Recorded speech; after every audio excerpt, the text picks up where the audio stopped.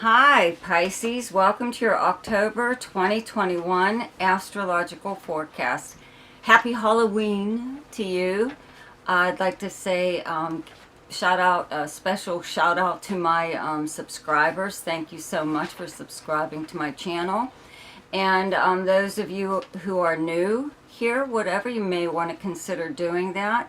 There's a subscribe button below. Also, right on this video, and click on the little notification bell and you'll be notified each time I upload something.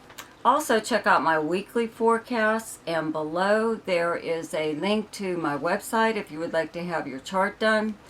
And there's also the Ask Me a Question if you're only interested in one specific thing. And again, I really thank my supporters for helping my channel to grow and everything. Okay, anyways, Pisces. Okay, well, the big news is like all the outer planets pretty much were in retrograde motion, but some of them are actually turning direct this month. But unfortunately it's not Neptune, okay, which is in your sign, in your first house right now. It's not really a big deal though, being retrograde in any sign, Neptune, okay? It's such a slow-moving planet.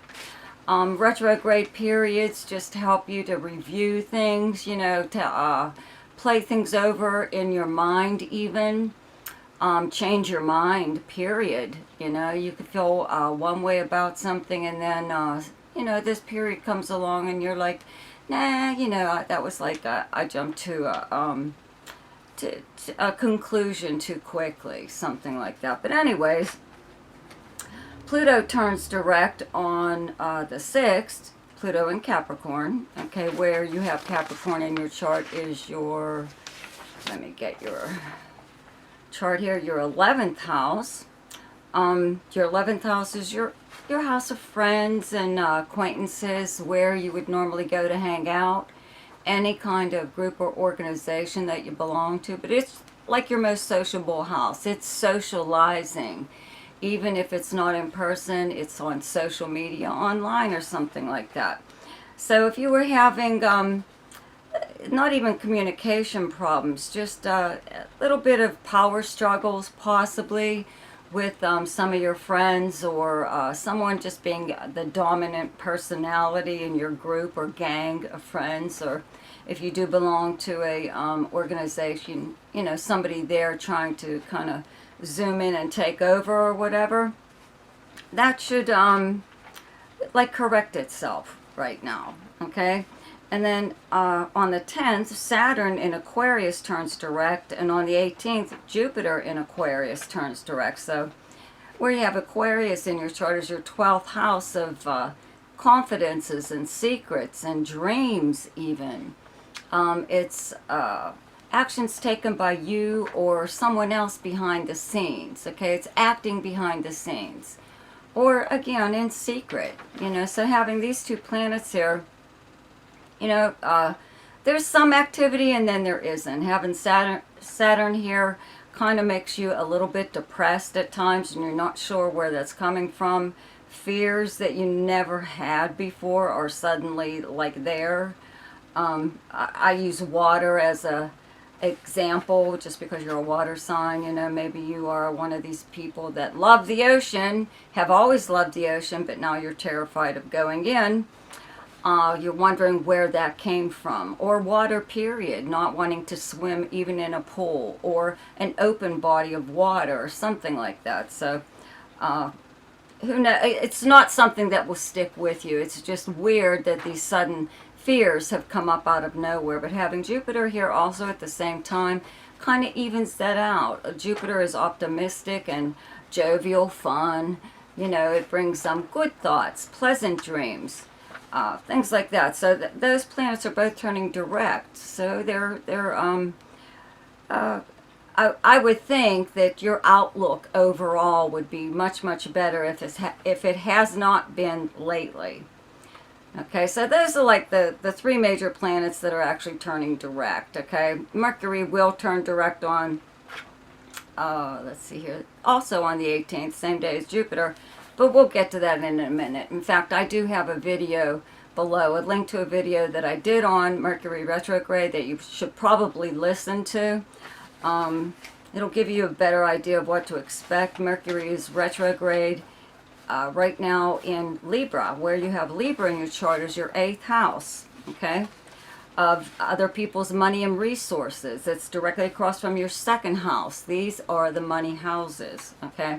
But it's money coming to you through means other than earning it. It's also shared and jointly held property, also shared and jointly held debt. Okay, so something that you may possibly own with someone. It could be a spouse, it could be a business partner, a relative, who knows? It could be anyone, but there's a possibility that you share property with someone right now. Okay, so anyways, the sun is here up until like the 22nd, sorry, and then the sun will move into Scorpio, into your 9th house. Mercury it is in Libra all month in your 8th house, sorry, but it does turn direct on the 18th. And let's see here, Mars is in Libra up until the 29th. So since last month, actually. So Mars has been in your 8th house all this time. And let's see here. Right now, okay, let's just say you have a very crowded 8th house. So this is where your attention has been since the sun moved here, okay? Towards the end of September. And, I mean, it's like here every year, the same place every year. So this could be like a yearly thing that you do, even if it's like renewing insurance on your home or your car, something like that. Something that you do like every year at this time. 8th house is also financial institutions. So there could be contact with them at this time in regards to your accounts or something like that. Having Mars here, though, really brings an awful lot of energy in this area. This is 8th house is also the house of transformation, okay, like personal transformation, and it is one of the psychic houses. Neptune being a psychic planet, being in your 1st house right now, makes you a little bit more sensitive to your surroundings even, but your psychic ability should be a little bit stronger, just having Neptune in your 1st house. But having these planets in your 8th house, though, and especially Mars, you know, Mars is even the natural ruler of the 8th house. This is ruled by Scorpio.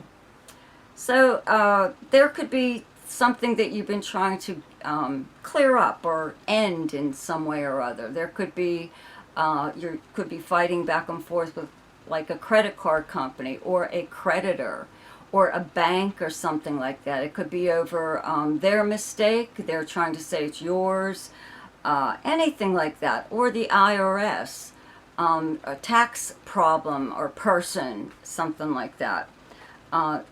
But this is also, again, the house of legacies and inheritances. So something like that could be kind of present right now. You know, you could be being made aware of the fact that you're somebody's beneficiary, or you have something or other coming to you, especially around, there's a new moon in Libra on the 6th. So there's a new moon in this 8th house.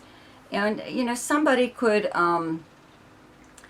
you know, just gift you with something. Who knows? There's a full moon, okay, in Aries on the 20th, where you have Aries in your chart as your 2nd house. Like I said, these are the money houses. So we've got a new beginning happening in the 8th house, okay, of other people's resources and money, perhaps prize money coming to you, money through a contest or something like that.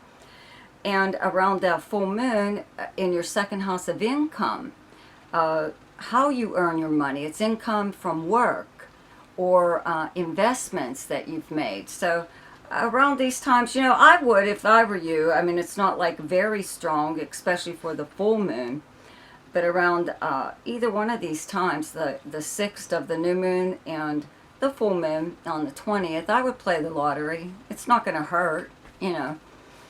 But anyway, so somebody could actually owe you something though too at this time. Maybe someone borrowed something from you. Could be money, but it could be anything. It could be jewelry, you know, or an appliance, or equipment of some kind, you know, that you would like back. And maybe you have been dropping hints possibly that you would like it back, but you're not really putting it out there just yet. But I think that's going to end with these planets being in your 8th house. You're tired of beating around the bush and you want your stuff, okay?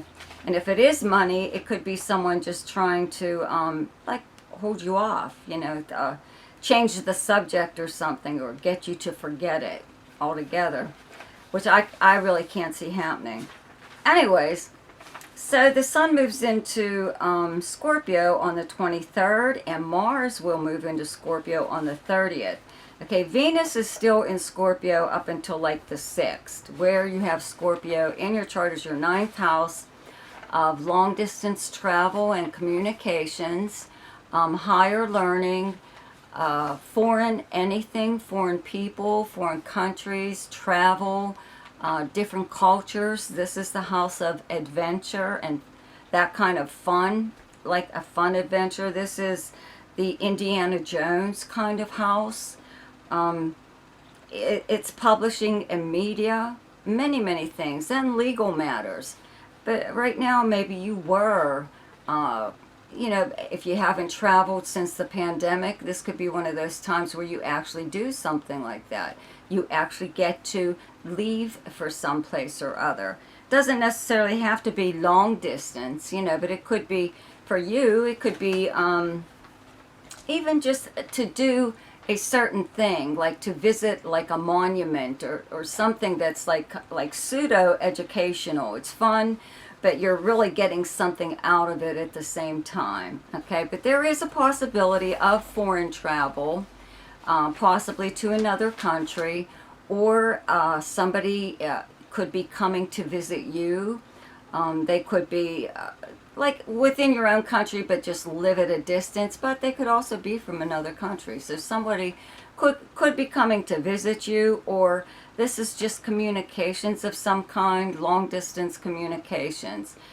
This could be regarding a legal matter, but I really don't see anything like that right now. However, because you have all these planets in your 8th house of Libra, and the 8th house is insurance payouts and legal settlements, money coming from legal settlements. This could be something like that. Maybe having Mars here energizes whoever's involved or is pulling the strings here when it comes to your settlement, you know. So you'll get some kind of activity. You'll get this, if it's a lawsuit, even if you're part of a class action suit or something like that, it'll get it moving, get the ball rolling, okay? So actually, okay, Venus moves into Sagittarius on the 7th, where you have Sagittarius in your chart as your 10th house of your career and your public persona. It's how people view you and speak about you publicly. Okay, it's your reputation professionally and personally. And it's more or less like your career. It's your most public house, okay? And having Venus here sometimes is almost like having Venus in your 1st house or having it in your own sign, okay? Because when Venus is in your 10th house, people just like suddenly take this notice of you, of how good looking you are, or something about your appearance. It's usually about your appearance. They may say something about your personality or something, but it's usually about your physical appearance that people are really noticing something like beautiful about you, and they speak about it publicly. You know, it's almost like they see you for like the first time or something or other. But anyway, so in your career though, this really helps. You know, it helps you to attract, let's say if you're self-employed, clients, okay? It makes you very popular, period. If you do work for someone else or a company or something like that, you have a good rapport with your boss or higher ups or someone that, a colleague even, but it is a little bit more higher up on the ladder of success, you know, something like that. But you know, just having Venus here though does kind of bring about attention to your appearance. So I would have to say, probably when you go out anywhere, you know, you should probably make sure that you look your best. You just never know who you're going to run into. That's kind of like the thing here, especially with this Pluto turning direct in your 11th house of friends and associates. If you are going out anywhere at this time, you know, this could also be bringing back like an old friend, someone that you and your friends used to hang out with. You know, it could be a number of things actually, but it will take a while to kick in. But let's say I'm going to go back to the full moon here, though. Okay, on the 20th in your second house in Aries. Okay, this is a time where you may, having Venus in your 10th house of career, okay, and your second house being your house of income, money that you're making from your job, your career, okay. So, again, like I was saying, you usually have a good rapport at this time, publicly anyways, but with possibly attracting a new client or something like that. Around that full moons bring things to a head, okay. They bring something to the surface where it can be dealt with and then done away with, so you don't have to mess with it again, worry about it or whatever. So it would be income. You may be, you know, asking right now or expecting a little bit more. You know, 8th house again, back to Libra, being other people's money and resources. Sometimes it is like extra perks in some way or other that you enjoy on your job through your company, like a company car or per diem or something like that. So it could actually be something like that. But the full moon kind of, you know, makes you really want to speak up about money. Money that, again, even if you're like retired, there's still income coming in somewhere or other because you have to live somehow, right? So that's what maybe like a little wee bit of an issue right here. But you're just trying to get really what's due you. You know, more of whatever. Okay, so the best time to do something each month is when the moon is in your own sign, and the moon is in Pisces on the 16th and 17th. And the best time to lay low is when the moon is in your opposite sign, and your opposite sign is Virgo. And those dates are the 3rd, 4th, 5th, 30th, and 31st. The best time for romance, recreation, creativity, fun, any kind of gambling or speculation, and anything to do with children is the 11th, 12th, 13th, 25th, 26th, and 27th. The best time for money is the 5th, 6th, 7th, 18th, 19th, and 20th. The best time for your career is the 9th, 10th, and 11th. And the best time for communication and travel is the 7th, 8th, 9th, 20th, 21st, and 22nd. So I hope you enjoyed your astrological forecast for October. Enjoy yourself. Be sure to subscribe to my channel and click on that little bell for notifications. You'll be notified each time I upload something. Check out my weekly forecast and check out all the stuff below in my description box. Okay, I will see you next week. Goodbye.